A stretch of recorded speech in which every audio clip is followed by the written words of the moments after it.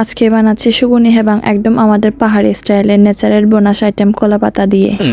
So প্রথমে এখন কলা পাতা ছিঁড়ছি। সুগুনি হেবাং করার জন্য বড় আর ভালো কলা পাতা দরকার, যাতে সব উপকরণ সুন্দরভাবে মুড়ে রান্না করা যায়। এই যে সুগুনি, চাকমা ভাষায় আমরা সুগুনি বলি, এইগুলো কেটে 1 ঘন্টা মতো ভিজিয়ে রেখেছিলাম, যাতে এগুলো একটু নরম আর ভালোভাবে পরিষ্কারও হয়ে যায়। এবার কলা পাতাগুলো পরিষ্কার করে আগুনে ছেঁকে নিতে হবে, বেশি না আবার হালকা করে। এতে পাতাগুলো নরম হয়ে যায়, তাই মুড়তে সুবিধা হয় এবং রান্নার সময় সহজে ছিঁড়েও যায় না। এরপর কুকারে অল্প পরিমাণ মতো পানি নিয়েছি, এটা গরম করতে দেব। যাই হোক, সুগুনি হেবাংটা দেখানোর আগে আমি আমার স্কিন কেয়ার রুটিনটা একটু শেয়ার করি। বর্তমানে আমি ইউজ করছি Japan cherry blossom skin care combo. তো প্রথমে আমি ইউজ করি ক্লেনজার। সারাদিনের ধুলোবালি, অতিরিক্ত তেল আর ময়লা পরিষ্কার করতে এটি সাহায্য করে। ত্বক উজ্জ্বল করে, ত্বকের রোম ছিদ্র পরিষ্কার রাখতে সহায়তা করে, ব্রণ হওয়ার ঝুঁকি কমায়, মুখের ত্বকে সতেজ ও পরিষ্কার অনুভূতি দেয়। ফেস ক্লিন হয়ে গেলে স্কিন অনেক বেশি ফ্রেশ আর কমফোর্টেবল লাগে। এরপর ব্যবহার করি সিরাম। সিরামটি সাধারণত স্কিনে দ্রুত অ্যাবজর্ব হয় এবং ত্বকে দ্রুত হাইড্রেটেড রাখতে সাহায্য করে। এতে থাকা চেরি ব্লসম এক্সট্রাক্ট এবং ভিটামিন সি ত্বকের কালচে ভাব দূর করে, ত্বকে ভেতর থেকে গ্লোয়িং করে তোলে।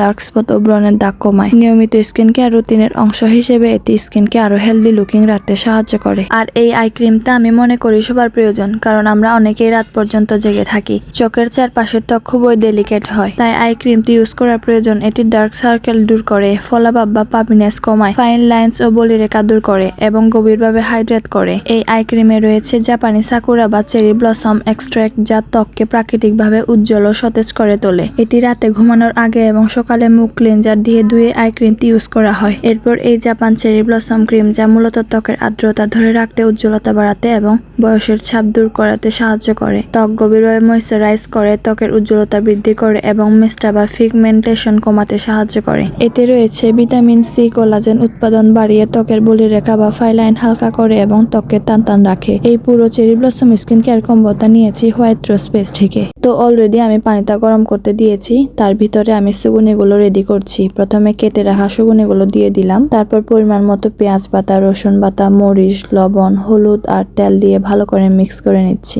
সবকিছু ভালো করে মিশিয়ে নেওয়ার পর এবার একটু চেখে দেখে নিচ্ছি, এতে লবণের স্বাদ ঠিক হয়েছে কিনা বুঝতে পারবো।